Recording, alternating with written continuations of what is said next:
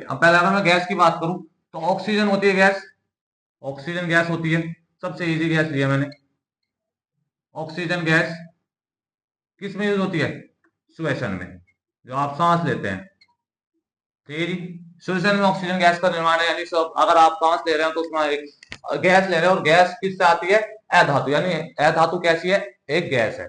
ठीक है जी, अधातु मैंने आपको पहले बताया था जो कठोर नहीं होते, जिनमें चमक नहीं होती, तो ना ये कठोर होती है ना इनमें चमक होती। ठीक है, ना इसकी कोई आवाज होती। ठीक है, तो ये हो गई एक गैस जो आपकी ऑक्सीजन, जिसे आप किसमें यूज करते हैं? जिसे आप यूज करते हैं अपने सांस लेने में।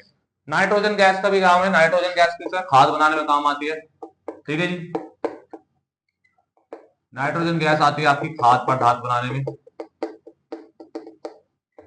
खाद में। ठीक है जी, नाइट्रोजन गैस आती है आपकी खाद बनाने में। गंधक पोटास, जिसे आपने सुना होगा गंधक, ठीक है, उसका भी यूज है, गंधक का भी। गंधक पटाखे व औषधियों में, यानी दवाइयों में, पटाखे व दवाइयों में।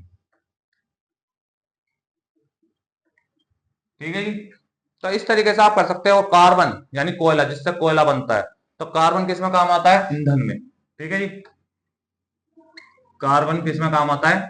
ईंधन में। ठीक है, जिससे आप पेट्रोल वगैरह भी लेते हैं। ठीक है, कोयला। ठीक है, तो इस तरीके के आप इनके उपयोग भी याद कर सकते हैं बहुत इसी तरीके से कि धातु जो होते हैं वो लोहे से मशीन का निर्माण करते हैं, एल्यूमिनियम का प्रयोग करके हवाई जहाज बनाते हैं, तांबा तार के निर्माण में काम आता है, सोना चांदी आते हैं आपके आभूषण के निर्माण में। उसके बाद आपकी जो नेक्स्ट आती है वो आती है आपकी अधातु, जो आती है आपकी ऑक्सीजन गैस, जो श्वसन में काम आती है, नाइट्रोजन गैस जो खाद में काम आती है। ठीक है, गंधक पटाखे व दवाइयों में काम आती है। कार्बन आता है आपका ईंधन या कोयला बनाने में, जो आपके बहुत इंपॉर्टेंट टॉपिक है बहुत। अब आप करते हैं इससे नेक्स्ट वाली। उम्मीद कर रहा हूँ कि आप लोग ये समझ पा रहे होंगे। ठीक है, जो आपकी क्लियरली आपको मैंने बताया, इनके उपयोग भी बताए, इनके निर्माण भी बताए हैं। ठीक है जी, ये किस प्रकार से बनते हैं मैंने आपको बताया, लेकिन अब आपको ये याद करने का तरीका भी पता चलेगा कि आप इन्हें आसानी से कैसे याद कर सकते हैं।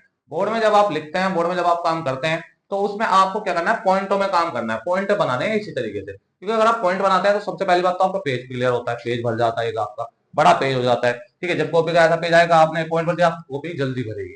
ठीक है, आप लिखेंगे तो टीचर को भी, और दूसरी बात टीचर को अलग एक्सप्रेशन मिलता है कि भाई इस बच्चे ने एक एक चीज खोल के रखी, इसका मतलब इस बच्चे को पता है, नॉलेज है इसके बारे में।